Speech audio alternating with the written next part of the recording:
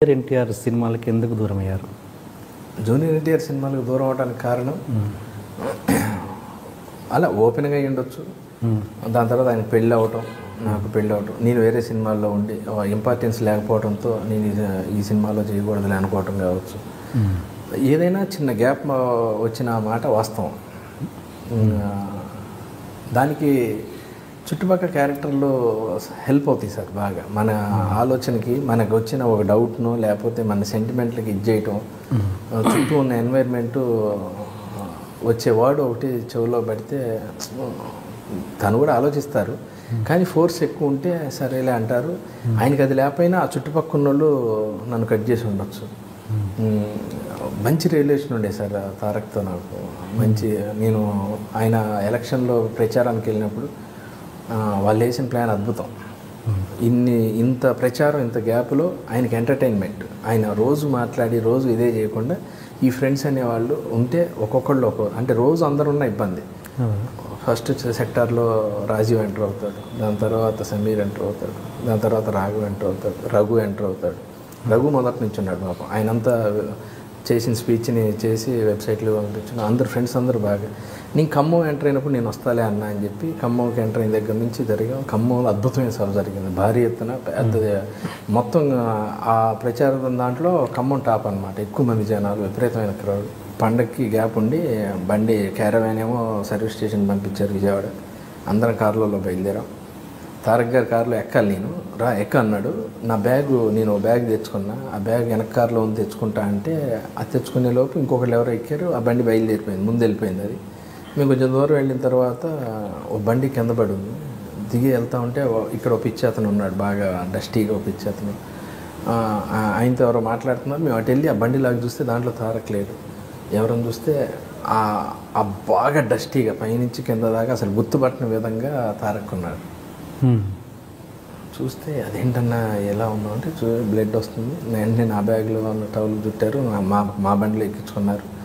సూర్యాపేటలో మా పెద్దక్క ఉంటారు, వాళ్ళకి ఐడియా ఉంటుంది ఏ హాస్పిటల్ మంచిదని ఐడియా ఉంటుందని వాళ్ళకి ఫోన్ చేసి ఎవరితో చెప్పొద్దు, ఇట్లా చిన్న యాక్సిడెంట్ అయింది, హాస్పిటల్కి వెళ్ళాలంటే పలానా ప్లేస్లో హాస్పిటల్ ఉందంటే వెళ్ళి హాస్పిటల్ని మొత్తం రౌండప్ చేసాం. మేమైతే పేషెంట్స్ కాకుండా మిగతా ఎవరు ఉన్నారో అందరినీ పక్కకు పంపించి ఎవరు ఉంది. తారక్ని చూడగానే డాక్టర్ చేతులు వణుకుతూ ఉన్నాయి ఈ స్టిచ్ చేసేయడానికి. వాళ్ళ బ్రదరే ఒక డాక్టర్ ఉన్నాడు, ఆయన చిన్న ఫస్ట్ ఎయిడ్ చేసి అక్కడి నుంచి హాస్పిటల్కి తీసుకొచ్చి డైరెక్ట్ కిమ్స్కి తీసుకొచ్చేసారు. ఆ ప్రాసెస్లో ఒక అతను సరదాగా నవ్వుతానో లేకపోతే సెటైర్కి గాను ఒక మాట అన్నాడు అనమాట, నువ్వు అడుగు పెట్టావు యాక్సిడెంట్ అయింది. నాకు కింద నుంచి మొత్తం షేక్ వచ్చింది బాడీ ఒకేసారి. కింద భూమి కదిలింది అంటారు కదా, ఏంది ఎంత మాట అనేసాడు అని నేను తిరిగి రీటర్ అవుట్ ఇచ్చాను. నేను ఉండబట్టే ప్రయాణాలతో వచ్చాడు, నేను లేకపోతే ఏమయ్యేదో అన్నా నేను. అలా అదేమన్నా బహుశా ఆయన దగ్గరికి వెళ్ళిందే, లేకపోతే ఇంకెవరిని ఏమన్నా చెప్పారా, ఎవరో పక్క నుంచి చిన్న. దాని తర్వాత నేను తారక్ గారిని కలిశాను, మామూలుగా మళ్ళీ లొకేషన్లో సరదాగా మాట్లాడాం. మళ్ళీ సేమ్ అదే సరసం ఉంటుంది, అదే ఫ్రెండ్షిప్ ఉంటుంది, కానీ అటాచ్మెంట్ బాండింగ్ అనేది కొంచెం తగ్గింది. ఓకే. ఇక మళ్ళీ నేను చాలాసార్లు మొన్న రామయ్య వస్తావా ఎవరు, దాని తర్వాత కందిరీగా శ్రీనివాస్ షూటింగ్ జరిగినప్పుడు ఆ లొకేషన్లోకి వెళ్ళాను. దాని తర్వాత నాన్నకి ప్రేమతోనేమో మొత్తం అబ్రాడ్లో చేశారు. జనతా గ్యారేజ్ అప్పుడేమో నేను ఈ షూటింగ్లో ఉన్నాను. అంతే తప్పితే ఓ తెలియని చిన్న గ్యాప్ అయితే ఉంది, అది నేను క్లియర్ చేసుకుంటాను. ఎందుకంటే అతనికి నేనేంటో తెలుసు, తారక్ గారికి నేనేంటో తెలుసు, తారక్ గారి గురించి అందరికీ తెలుసు, నేనేంటి నా ఇన్నర్ ఏంటి అనేది తన క్లోజ్ స్నేహితుడైన రాజీవ్కి తెలుసు నేనేంటో. అలాంటిది ఏం లేదు, అదో జ్ఞాపకంగా అదో మాధుర్యం కోసం వచ్చిందేమో మా మధ్య, గ్యారంటీ కలుస్తాం. అలాంటిది ఏం లేదు. మేము అంటే నేను అనేది మీరు అడిగిన దానివల్ల నేను అంటే ఏదో విడిపోయాం అనేది కాదు, చిన్న గ్యాప్ అయితే వచ్చింది, అది సర్దుకుంటాను. నా వైపు కూడా ప్రయత్న లోపం ఉంది, వెళ్ళి నేను చెప్పుకునే విధానం నా ప్రయత్న లోపం కూడా ఉంది. నా బిజీ కావచ్చు, నా కుటుంబం కావచ్చు, నా కూతురు పేరు ఏం పెట్టాలని ఆయనే ఫోన్ చేసి అడిగాను నేను. దానికి ఆయన సజెషన్స్ ఇచ్చాడు. నేను ఎలా అంటే బాగుంది పేరు పెట్టి అన్నాడు. నా కూతురు ఇయర్ ఫంక్షన్కి తారక్ లాంటి హీరో వచ్చి మా పాపను ఆశీర్వదించాడు. అంత రిలేషన్ అంత ఇది ఉంది మా మధ్య. ఏదన్నా ఓపెన్గా చెప్పేవాడిని నేను. ఆయన సినిమా అందరూ అంటే రాజు వాడు డైరెక్ట్గా ఓపెన్గా చెప్తాడు, మిగతా వాళ్ళు నన్ను అడుగుతారక్ అనేవాళ్ళు. నేను మాత్రం నా దగ్గరకు వచ్చినప్పుడు అడిగినప్పుడు తలకాయ ఉంచుకునేవాడిని, చెప్పంటే ఓపెన్గా చెప్పేవాడిని. Okay okay. అవన్నీ సరదాగా ఉంది. బాగా నవ్వుకున్న సందర్భాలు ఉన్నాయి. నరసింహుడు అనే సినిమా యాక్చువల్గా రిలీజ్ లేట్ అయింది. అందరం తారక్ వాళ్ళ ఇంట్లోనే ఉన్నాం సరదాగా. సినిమా రిజల్ట్ ఏంటి అన్న టెన్షన్లో ఉన్నాం. అంటే జనరల్గా ఏంటంటే అంత పెద్ద మాస్ హీరో సినిమా పొద్దున్నే పడిపోద్ది, ఫ్యాన్ షోలు అలాంటి. ఆ సినిమా కొంచెం లేట్ అయింది. అందరం వెయిటింగ్, రిజల్ట్ కోసం వెయిటింగ్. నాకు ఖమ్మం నుంచి రిపోర్ట్ వచ్చింది. వెళ్ళి గదిలోకి వెళ్ళి తారక్తో అక్కడే ఉన్నాడు తారక్. నేను చెప్తున్నా, అన్న కొంచెం బ్యాడ్ రిపోర్ట్ చెప్తున్నారు మన సినిమాకి, అది ఇదని చెప్తుంటే పేరు అనవసరం ఇంకో ఆర్టిస్ట్ వచ్చాడు, ఇంకో ఆర్టిస్ట్ వచ్చి, బాబు మీరు థియేటర్లో వాడి మెడ కనపడ్డప్పుడు అని అంటే పులి సౌండ్ వేస్తే ఉందంట బాబు అనగానే అలా ఉండి పక్కున నవ్వాడు ఒకేసారి. అబ్బా జరిగింది ఏంటని అని సరదాగా అట్లా సరదాగా అయిపోయింది అనమాట. ఆ టెన్షన్ పోయింది, అందరం పోయి మళ్ళీ పార్టీ మూడ్లోకి వచ్చాం. ఓకే అయిపోయింది. అంత క్లోజ్ రిలేషన్ ఉండేదండి, ప్రతిదీ బాగా క్లోజ్ రిలేషన్ ఉండేది. ఏమైనా ఆయన పెళ్ళి అవ్వటం, చిన్న ఆయనకి ఫ్యామిలీ బాండింగ్ ఏర్పడటం, అంతకుముందు అందరం కలిసి ఉండేవాళ్ళు బాగా. పెళ్ళైన తర్వాత కూడా మిగతా అందరితో కూడా కొంచెం రిజర్వ్ అయింది. నాది ఏం కాదు సార్, అది ఎంత మామూలే, వెళ్ళి మళ్ళీ ఒక 2 నిమిషాలు గ్యారెంటీ ఉంది. హాస్పిటల్లో మీరు రిటైర్డ్ మాట్లాడింది ఒక ఆర్టిస్ట్తోనేనా? ఆర్టిస్టా లేకపోతే మామూలుగా కామన్ ఫ్రెండ్ ఓకే ఓకే. అంటే మామూలుగా ఇండస్ట్రీలో అనుకునేది ఏంటంటే జూనియర్ గురించి, ఎన్టీఆర్ గురించి ఇక్కడి మాటలు అక్కడ చెప్పారు శ్రీనివాస్ రెడ్డి, అక్కడి మాటలు ఇక్కడ ఎన్టీఆర్కి చెప్పారు, అందువల్లనే కొంచెం దూరం పెట్టారు అన్నది ఒక టాక్. ఎంతవరకు నిజం? ఏమో మరి అదైతే నా దాకా రాలేదు. బహుశా మీకు ఎవరన్నా అట్లా ఇన్ఫార్మ్ చేసి ఉండొచ్చు, అదో కారణం అయ్యి ఉండొచ్చు అని చెప్పుంటారు. అంత ఇక్కడ విషయాలు అక్కడ మోసేసి, అక్కడ విషయాలు ఇక్కడ మోసేసి అంత ఏం జరగలేదండి మా మధ్య. అంటే ఇప్పుడు ఏదన్నా ఒక ప్లాన్ అనుకుందాం, ఉదాహరణకు ఇంకో ఏదైతే అవతల అనేది ఏందో తెలియదు, ఇక్కడ విషయాలు అక్కడ అనేది అక్కడెక్కడ అనేది తెలుసు, ఇక్కడ అనేది మనకు క్లారిటీ ఉంది. ఎన్టీఆర్ గారి విషయాలు ఇక్కడ విషయాలని, అక్కడ అనేది క్లారిటీ మీకు ఏమైనా ఐడియా ఉందా సార్? అక్కడ అనేది లేదు. ఇక్కడ విషయాలు అక్కడ అంటే అక్కడ ఏంటనేది తెలియదు. అలా తారక్ రేంజ్కి అక్కడ విషయాలకి వెళ్ళాలి. ఇక్కడ అనేది తారక్ రేంజ్ ఇదైతే దీన్ని మించి ఉండాలి అక్కడ అనేది. నాకు అంత అక్కడ ఉన్న పరిచయాలు ఏమి లేవు, మహా అంటే ఇక్కడే ఉంటాయి. ఇక్కడ విషయాలు ఇక్కడ చెప్పినంత మాత్రాన ఆయనకి పోయేది ఏం లేదు, ఇక్కడ ఒరిగేది ఏం లేదు. అది శుద్ధ తప్పు. నేను ఎప్పుడు నా కెరియర్లో కానీ, నా ఫ్యామిలీ సర్కిల్లో కానీ, నా ఫ్రెండ్ సర్కిల్లో కానీ ఏ రోజు అలా ఉండదు. ఒకవేళ మీ గురించి నాకు ఏదని తెలిసినా, మీ గురించి వేరే వాళ్ళు ఏదని చెప్పినా, ఆయన ఉన్న సందర్భంలో డైరెక్ట్ ఓపెన్ చేస్తా. ఆ రోజు ఇలా అన్నాడన్నా ఏంటి అన్న ప్రాబ్లం ఉందని అంత క్లియర్ చేసి అంత ఓపెన్గా ఉంటాను. కానీ ఓకే అసలు అలాంటిది ఏం లేదు. బహుశా నేను ఒకవేళ నా గురించి ఎవరన్నా ఇలా చెప్పారు, ఇలా జరిగిందని తెలిసిన వాళ్ళని అడిగేవాడిని. అసలు ఎవరు ఏంటి అనేది తెలియదు, ఒక అనుమానం కూడా లేదు నాకు. అసలు తారక్ గారికి నాకు మధ్య జరిగింది, చిన్న దూరం అయ్యాము, దానికి కారణం ఏంటి అనేది అసలు అర్థం కావట్లేదు నాకు.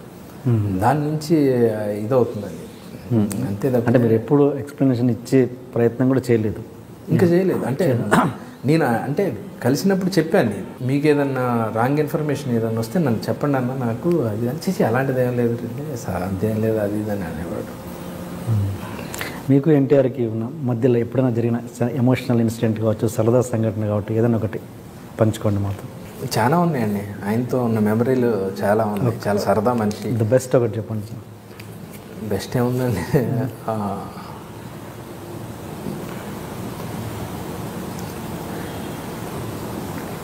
యమదొంగలో ఆ సీన్ జరుగుతున్నప్పుడు సర్కిల్ అంతా అక్కడే ఉంది దరిదాపు. నేను లేను ఆ రోజు లొకేషన్లో. మెమరబుల్ మర్చిపోలేదంటే నేను చిత్రగుప్తుడు, యముడేమో రాజీవ్ కనకాల, జూనియర్ ఏమో మా ఇంకో యముడు క్యారెక్టర్. వజ్రోత్సవాలు జరిగే టైంలో అనుకోండి స్టేజ్ మీద చేసాం. జరుగుతున్నప్పుడు యాక్టింగ్ చేస్తున్నాం, నేను చిత్రగుప్తుడు, ఆయన యముడు, ఈయన వచ్చి చేస్తున్నప్పుడు మంచి మూమెంట్లో ఉన్నప్పుడు మైక్ ఊడిపోయింది. ఎవరిది? ఎన్టీఆర్ గారు. ఓకే. నేను అది చెప్పడానికి భయపడుతున్నా, తారక్ చెప్పడానికి.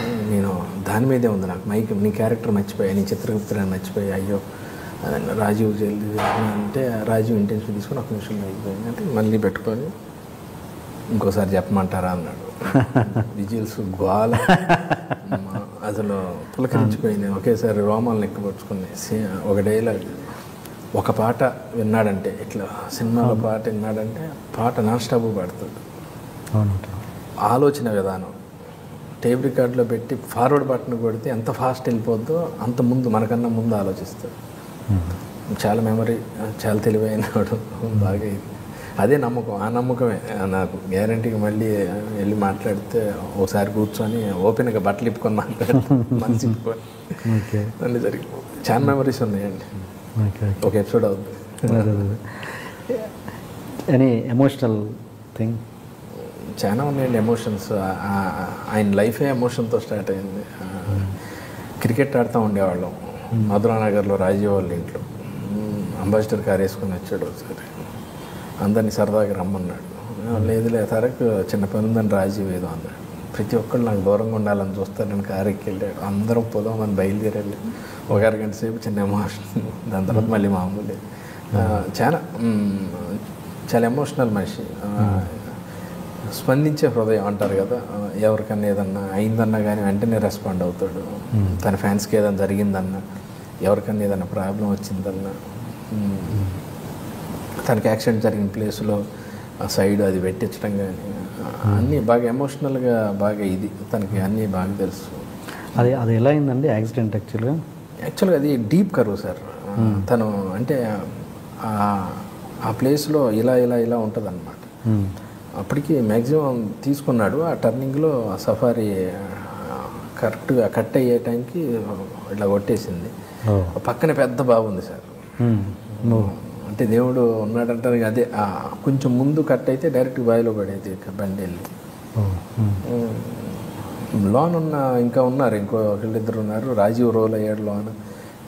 ఇంకో పెద్ద అని మా ఫ్రెండ్ ఒక ఆయన ఉన్నారు, ఆయనకు కూడా తలకి దెబ్బ తగిలింది. తారక్కేమో ఇక్కడ స్టిచ్చెస్ పడ్డాయి. ఆ టైంలో అది జరగకూడదు జరిగింది. ఎనివే మళ్ళీ మీరు కలిసి సినిమాలు పనిచేయాలి. చేస్తాం సార్, అలాంటిది ఏం లేదు, సమస్య లేదు. తారక్ గారితో అంటే తారక్ అంటానికి కూడా రావట్లేదు. ఎక్కువ అన్న అని పిలుస్తూ ఉంటాను నేను, చిన్నోడైనా కానీ. ఎందుకంటే సార్ చుట్టుపక్కల ఆయన పెద్ద హీరో. అలా మాట్లాడిన వాళ్ళందరూ కూడా కొందరు ఇదే ఏం తారక్ ఏంటి అన్న వాళ్ళు అందరూ కూడా పక్కన కూర్చున్న వాళ్ళే. ఎందుకంటే ఆయన ఇమేజ్ కానీ పబ్లిక్లో మీకు తెలుసు, నేనేంటో నాకు తెలుసు. అయినా కానీ మనం బయట మన ఇద్దరం బాగా ఫ్రెండ్స్ అయినప్పుడు, మనం మామూలుగా బయట ఉన్నప్పుడు ప్రొఫెషనల్లో ఉన్నప్పుడు టీఎన్ఆర్ గారు ఏంటండి అన్న, మీరు శ్రీనివాస్ రెడ్డి గారు అన్నారు, లేకపోతే సారో లేకపోతే అన్నో, నాకన్నా చిన్నోడైనా అన్నా కానీ నేను ఏంటన్నా అది కాదన్నా అంటా ఉంటా అన్న